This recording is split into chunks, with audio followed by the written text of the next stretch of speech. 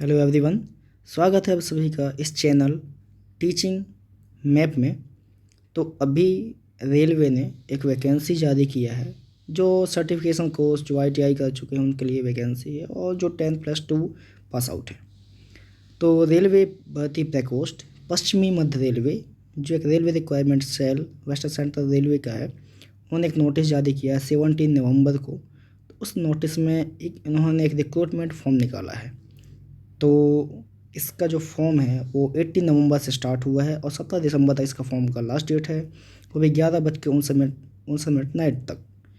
तो इस फॉर्म में बहुत सारी वैकेंसीज निकली हैं। तो अलग अलग जो डिविजनल जोन है वहाँ से वैकेंसी ली गई है। तो इसमें कैटेगरी वाइज वैकेंसी डिस्ट्रीब्यूट हैं। तो जो आप देख लीजिए, इसमें जबलपुर डिवीज़न है, भोपाल डिवीज़न है, कोटा डिवीज़न है, और बहुत सारी इसके हेडक्वार्टर्स एंड डिवीजन से इसकी वैकेंसी निकाली गई है। तो यहाँ पर अनरिजर्व कैटेगरी के और जो रिजर्वेशन कैटेगरी के आते हैं, EWS कैटेगरी के हैं, वो सभी के लिए अलग अलग वैकेंसीज़ के पोस्ट दिए गए हैं। तो यहाँ पर आप देख सकते हो, अगर कोई एलिजिबल कंडीशंस जो दिए हैं तो 24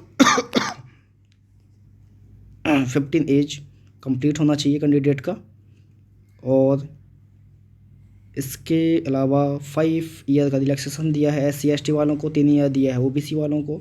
तो अलग अलग age wise category wise relaxation दिया गया है इसमें। और एलिजिबिलिटी कंडीशन दिया गया है कि वो 10+2 होना चाहिए, और ITI होना चाहिए उसके पास, NCVT SCVT से मान्यता प्राप्त कॉलेज से होना चाहिए उसका। इसके अलावा इसमें कुछ, अगर कोई पर्सन विद डिजेबिलिटी स्टूडेंट है तो अलग अलग इसमें जॉब के अकॉर्डिंग उसका कंडीशन भी दिया है कि कौन सा डिजेबिलिटी रिक्वायरमेंट हो सकता है। कारपेंटर के लिए, कंप्यूटर ऑपरेटर के लिए, ड्राफ्ट्समैन के लिए, electrician, filter and painter, plumber, welder, बहुत सारे अलग अलग इसमें ट्रेड्स हैं ITI के। तो वो इसमें दिया है। इसमें ये भी दिया है कि सिलेक्शन किस मोड के अकॉर्डिंग होगा। तो इसमें आपको एग्ज़ाम होगा 10+2, इसमें एलिजिबिलिटी के अकॉर्डिंग। अगर कोई कैंडिडेट जिसका डेट ऑफ बर्थ एंड जो भी उसका एज वगैरह अगर सेम हो रहा है तो वो उसी कैंडिडेट को प्रेफर करेंगे जो 10+2 या मैट्रिक पहले किया हो, उसको वो लोग प्रेफर करेंगे, अगर सब कुछ सेम होने के बाद भी। इसमें एप्लीकेशन फ़ीस लगा है। तो जितने भी कैंडिडेट हैं जो रिजर्वेशन कैटेगरी में आते हैं उनका कोई भी फ़ीस नहीं लिया जाएगा। वुमेन है उनका भी कोई फ़ीस नहीं लिया जाएगा। अगर कोई पर्सन विद डिजेबिलिटी है तो वो भी फ़ीस नहीं लगेगा। पर जो कैंडिडेट OBC एंड जनरल हैं तो उनका 100 रुपये फ़ीस लगेगा। उसका प्रोसीजर दिया है पेमेंट का, कि आप किन किन माध्यम से पेमेंट को कर सकते हो। तो उसमें क्रेडिट कार्ड है, डेबिट कार्ड है, इंटरनेट बैंकिंग है, E-वॉलेट है। तो आप बहुत सारे माध्यम से आप इसको पेमेंट कर सकते हो। और डॉक्यूमेंट्स जो रिक्वायरमेंट्स होगा ऑनलाइन के लिए, तो ऑनलाइन ही आप अप्लाई कर सकते हो इसके लिए। इसमें कुछ फ़ोटोग्राफ और सिग्नेचर के लिए साइज़ रखा है। तो इसी पिक्सल से, इसी विड्थ एंड हाइट से आप इस फोटोग्राफ को अपलोड कर सकते हो। आपको 10th की मार्कशीट, 12th की मार्कशीट, पासिंग सर्टिफिकेट, ये सब कुछ लगना है। 50 KB से 200 KB इसका साइज़ होना चाहिए, इसमें दिया है। और साथ में ही आपके पास कम्युनिटी सर्टिफिकेट होना चाहिए, SC ST OBC और EWS का।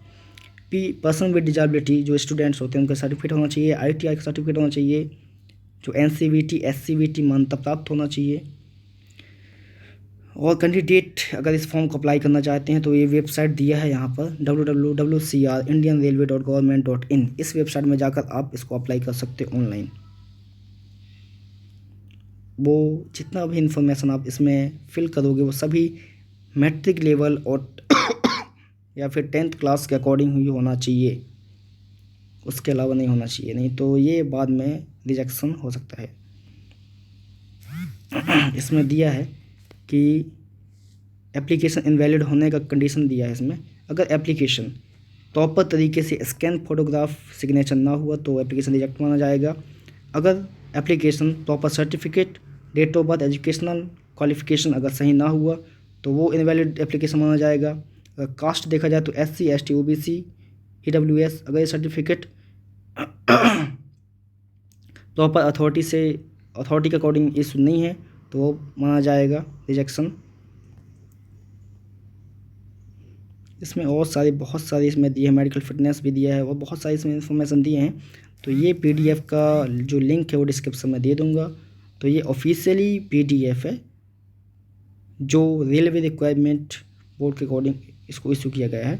बहुत सारे डिवीज़न है इसमें, तो अलग अलग पोस्ट के, अलग अलग ट्रेड के अकॉर्डिंग इसमें पोस्ट दिया गया है कि इलेक्ट्रीशियन का अगर पोस्ट है या आपका ट्रेड है तो आप कौन से डिवीज़न में कितना पोस्ट है, कौन सी कैटेगरी के लिए, इसमें हर चीज़ दिया है। इलेक्ट्रीशियंस हो गए, फिटर हो गए, डीजल मैकेनिक हो गए, वेल्डर हो गया, मैकेनिस्ट हो गए, टर्नर हो गए, वायरमैन हो गए, मेसन हो गए, इसमें बहुत सारे पोस्ट इसमें दिए हैं। तो आप जो भी आपका ट्रेड होगा तो उसके अकॉर्डिंग आप डिवीज़न के अकॉर्डिंग, कास्ट कैटेगरी के अकॉर्डिंग आप इसमें पोस्ट नंबर आप इसमें देख सकते हो। तो ये वैकेंसी भी लेटेस्ट अभी इसका फॉर्म चल रहा है, तो आप इसको अप्लाई कर सकते हो जाकर। इसमें कुछ फॉर्मेट भी दिए हैं एप्लीकेशन फॉर्म को, तो आप उसको देख सकते हो। तो अगर ये वीडियो आपको पसंद आया तो थैंक यू वेरी मच।